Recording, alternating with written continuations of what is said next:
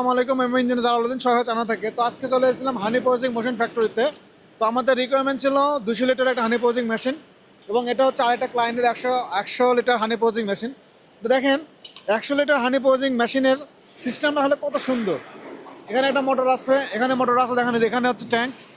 ভিতরে কিন্তু ট্যাঙ্ক আছে, যে অনেক সুন্দর মিক্সিং ট্যাঙ্ক। এটা হচ্ছে হানির মিক্সিং ট্যাঙ্ক। দেন এখান থেকে এসে এখানে ফিল্টারিং হয়ে দেন এই পাত্রে কিন্তু পড়বে মোটরের মাধ্যমে। ওখানে একটা মোটর আছে মিক্সিং ট্যাঙ্ক, এটা হচ্ছে ফিল্টারিং করে দেন আউটলেট করবে মধুগুলা। তো দেখেন, 100 লিটারের একটা হানি পজিং মেশিনটা কত সুন্দর কোয়ালিটি এবং ফুল স্টেনলেস স্টিল বডি।